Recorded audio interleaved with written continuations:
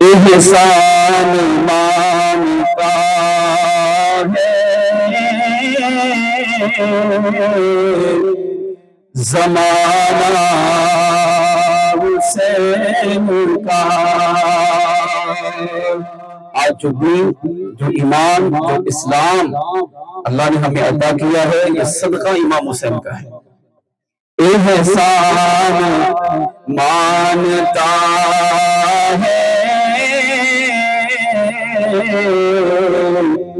زمانہ حسین کا۔ حور و ملک نے گایا ترانہ حسین کا۔ انسان دنیا میں ان کی کیا شان بیان کرے گا؟ ہم کیا شان بیان کر سکتے ہیں؟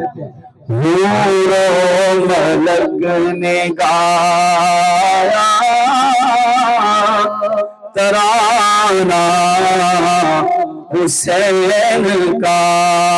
علماء نے لکھا جب امام علی مقام میدان کربلا میں لڑ رہے تھے، جب یزیدوں کے سر کاٹ کر ان کو واصل جہنم کر رہے تھے، تو جو صحابہ وہاں پر تھے اپنی آنکھوں سے دیکھ رہے تھے، وہ تو رشک کر ہی رہے تھے، لیکن سب سے زیادہ رشک امام علی مقام کی شہادت پر، امام علی مقام کے صبر پر، امام علی مقام کی عظمت پر۔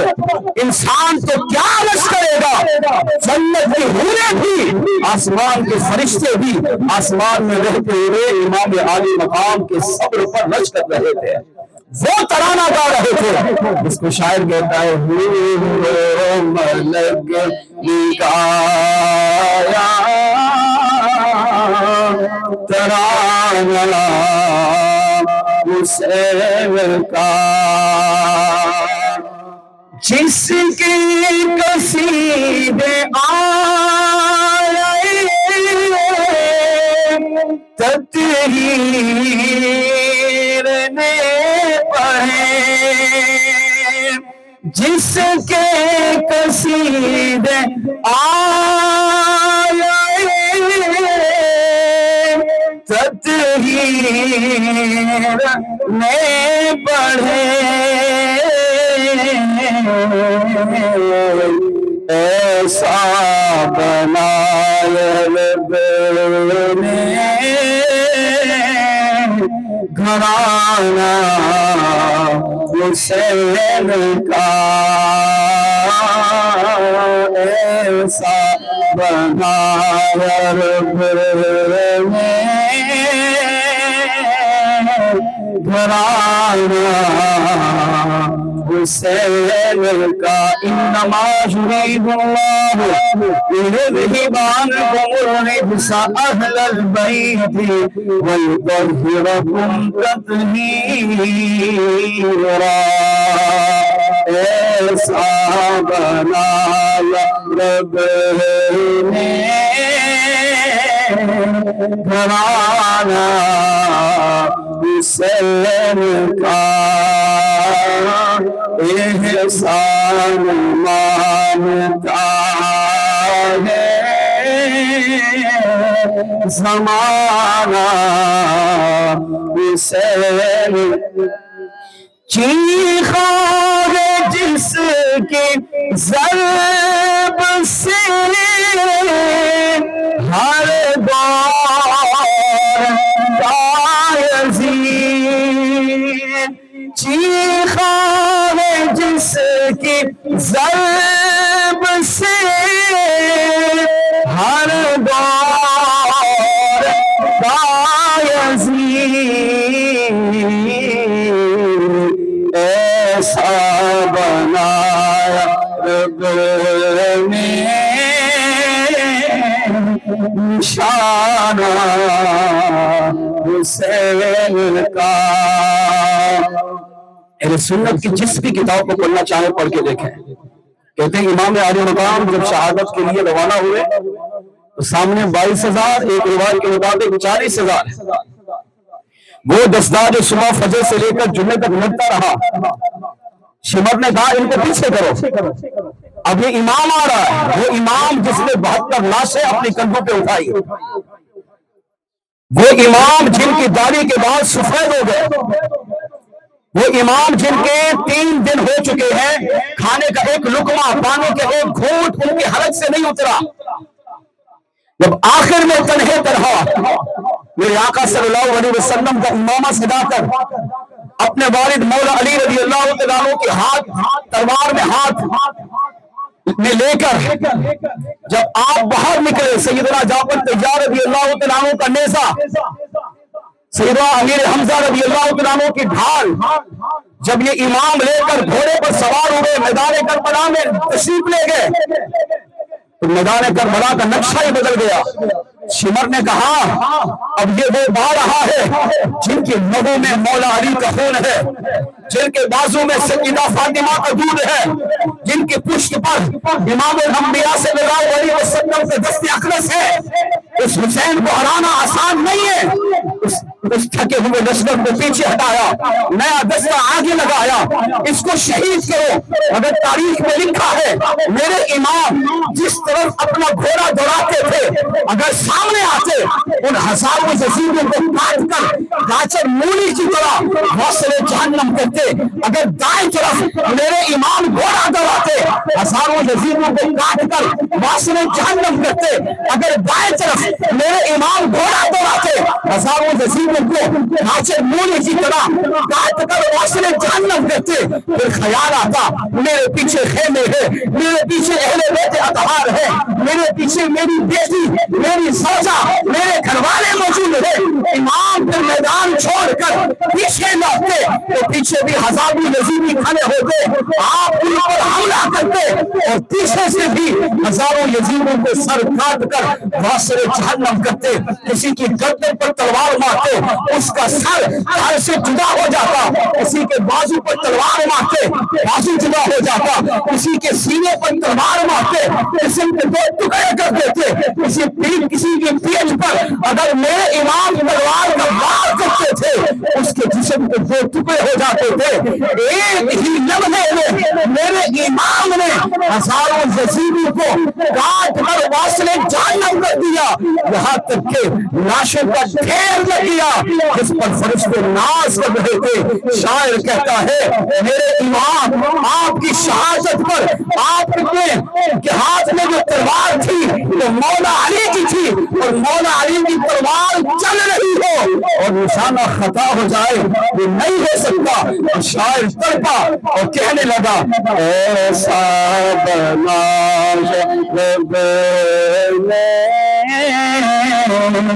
نشانہ حسین کا احسان مانتا ہے زمانہ حسین۔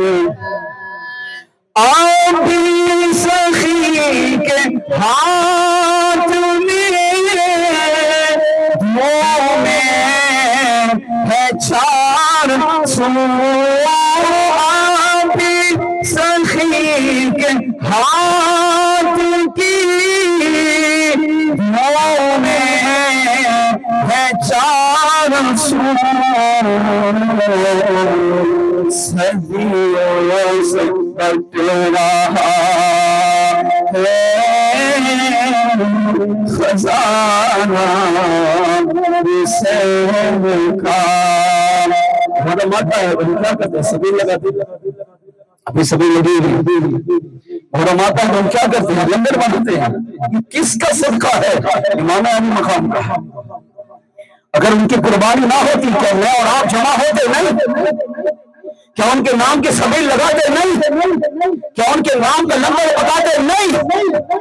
میرے آقا جس طرح سخی تھے، اس سخاوت کا دریا میرے آقا امام علی مقام کو دے کر گئے۔ امام علی مقام خود کو شہید ہوئے، اپنی جان کا نذرانہ پیش کر کے اللہ کی بارگاہ میں مقبول ہو گئے، مگر اپنے گھر کی سخاوت کو قیامت تک جاری کر دیا ہے کہ آج سبیل ایک لگاتا ہے، پیتے ہزاروں میں، لنگر 2 مل کر پکاتے ہیں، کھاتے لاکھوں ہے، یہ بھی صدقہ امام علی مقام کا ہے۔ شاعر کہتا ہے صدیوں سے بٹ رہا ہے خزانہ حسین کا انحصار مانتا ہے زمانہ ہوتے حسین سے ملے جنت میں داخلہ ہوتے حسین سے ملے جنت میں داخلہ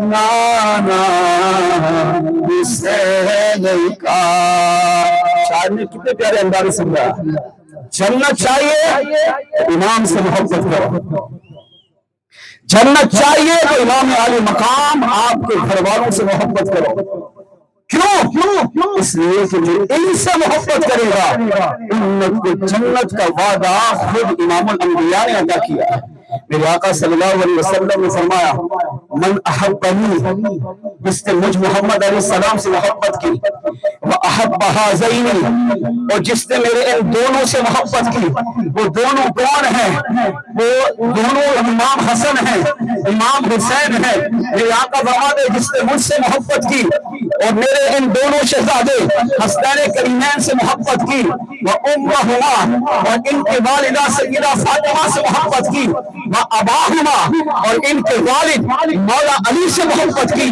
آقا فرماتے ہیں کانا مائدہ درجتی فی الجنہ قیامت کے دن جو میرے بدن پاک سے سچی محبت کرے گا بدن پاک کے پیار میں اپنی زندگی گزارے گا قبر میں ان کی محبت لے کر جائے گا قبر سے ان کی محبت لے کر اٹھے گا میدان محشر میں بدن پاک کی محبت کا دامن اس کے گلے میں ہوگا تو آقا فرماتے ہیں وہ امتی اس بات کا یقین کر لے کانا مائیا درجتی فی الجنہ وہ خالی جنت میں داخل نہ ہوگا بلکہ اللہ اسے قیامت کے دن جنت الفردوس میں محمد علیہ السلام کا پڑوس عطا فرمائے گا حضور جنت الفردوس میں اعلیٰ مقام پر ہوں گے امتی ادنا مقام پر ہوگا مگر اہل بیت سے محبت اہل بیت سے پیار حسنین کریمین سے محبت مولا علی سے محبت سیدہ فاطمہ سے محبت یہ وہ مبارک عمل ہے کہ میرے آقا فرماتے ہیں یہی محبت اہل بیت تمہیں جنت میں داخل کر دی تو شاعر نے کیا کہا دیتا ہے تجھ کو وعدہ نانا حسین کا دیتا ہے چونکہ جنت نانا حسین کا احسان مانتا ہے زمانہ شرق و غرب میں چرچے ہیں ان کے پیار کے شرق و غرب میں ہے ان کے چرچے پیار کے ایک نہیں تو نہیں وہ دیوانہ حسین کا ایک نہیں تو نہیں دیوانہ حسین آتے ہوئے میں کتاب پڑھ رہا تھا اس میں لکھا تھا امام عالی مقام کی شہرت امام عالی مقام کی عزت ان کا مرتبہ شہادت سے پہلے بہت مشہور تھا کیونکہ روح زمین پر نواسہ رسول ایک ہی تھے وہ آپ تھے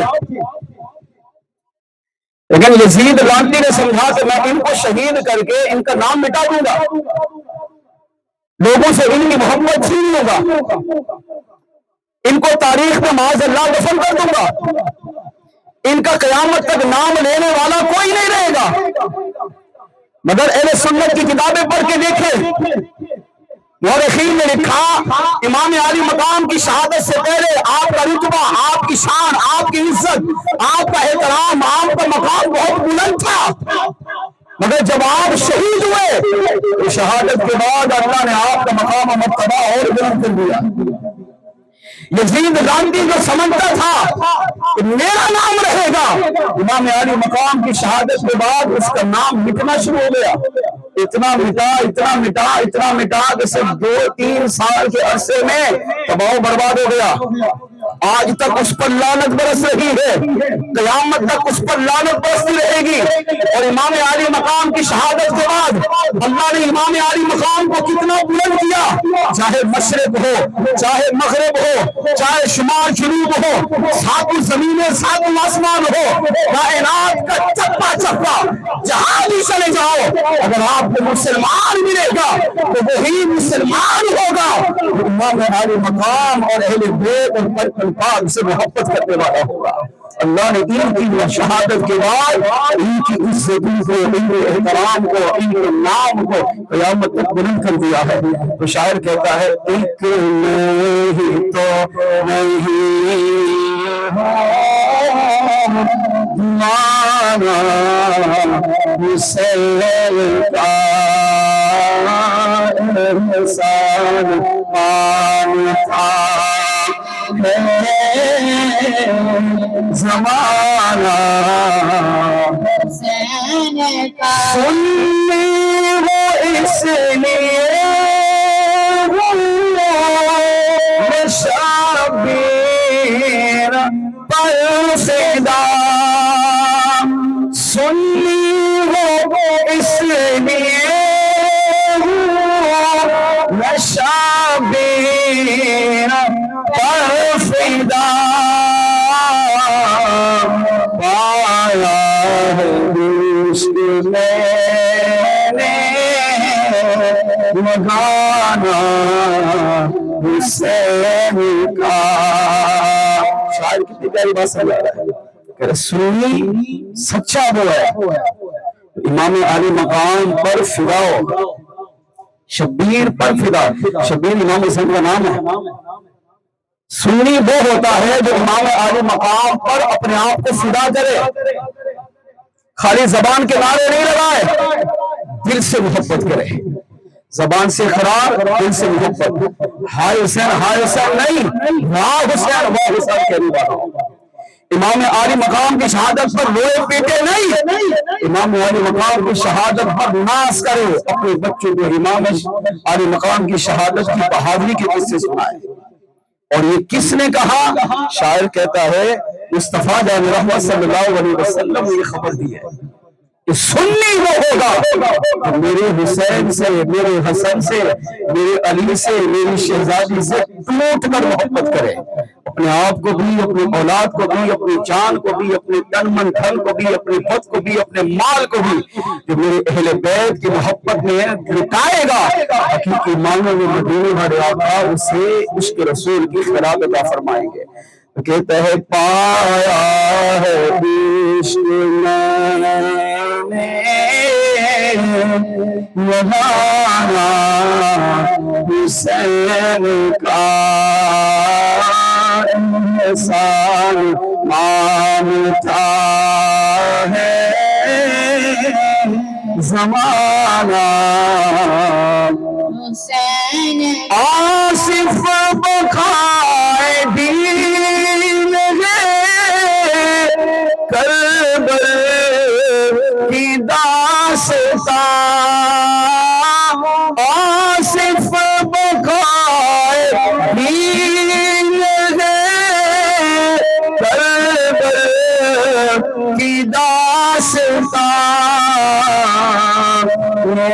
فیض بٹ رہا ہے روزانہ حسین کا۔ شاعر کہتے ہیں دین کی بقا واقعہ کربلا کی وجہ سے ہے. پورے واقعہ کربلا کا نچوڑ یہ ہے. میرے امام جب مدینے سے چلے صحابہ نے روکا. امام مکے میں آئے صحابہ نے روکا. عبداللہ بن مسعود، عبداللہ بن عباس، عبداللہ بن عمر، یہ صحابہ اس وقت موجود تھے. بعض صحابہ نے اپنی پگڑیاں اتار کر میرے امام کے قدموں میں رکھی. بعض صحابہ نے کہا اللہ کا واسطہ، پگڑی کا واسطہ، اپنے نانا کا واسطہ ایسے میں مت چاہیے. مگر میرے امام نے کہا تمہاری محبت اپنی جگہ، تمہارا پیار اپنی جگہ، مگر میں کوفے جاؤں گا. بعض صحابہ رو پڑے، کہا میرے امام اس وقت روئے زمین پر آپ ہیں، اگر آپ چلے گئے آپ کے بعد دین کا کیا بنے گا؟ دین رل جائے گا، دین ٹکڑے ٹکڑے ہو جائے گا. جس دین کی خاطر امام الانبیاء نے 23 سال تک تکلیفیں برداشت کی، وہ دین کہیں برباد نہ ہو جائے، وہ دین کہیں ضائع نہ ہو جائے، دشمن اس دین کو کہیں مٹا نہ دے. اگر میرے امام نے فرمایا میں کوفے جاؤں گا، کیونکہ یہ راز جو میں جانتا ہوں وہ تم نہیں جانتے. وہ راز کیا تھا؟ وہ امام علی مقام کی شہادت کے بعد پتا چلا. وہ راز یہ تھا اگر میں نہیں جاؤں گا تو دین ٹکڑے ہوگا، اگر میں نہیں جاؤں گا تو دین مٹے گا. میں کربل میں جا اس لیے رہا ہوں تاکہ خود کو مٹاؤں، اپنے نانا کے دین کو بچاؤں. خود قربان ہو جاؤں گا، اہل بیت کو قربان کر دوں گا. مگر سنو میرے محبوب کے صحابہ، مجھ سے محبت کرنے والے، دین مٹے گا نہیں. میری شہادت کے بعد اللہ دین کو ترقی دے گا، دین کو بلندی دے گا، دین کو اللہ عروج عطا کرے گا، دین کو اللہ اتنی بلندیوں پر لے کر جائے گا. قیامت تک اگر کوئی میرے دین کے، میرے نانا کے دین کو مٹانا چاہے تو خود مٹ جائے گا. اگر میرے نانا کا دین ختم نہ ہوگا، میری شہادت کی قربانی پر اللہ میرے نانا کے دین کو قیامت تک جاری و ساری فرما دے گا. شاعر کہتا ہے یہ فیض بٹ رہا روزانہ حسین کا احسان مانتا ہے زمانہ حسین کا. ملک نے گایا ترانہ حسین کا.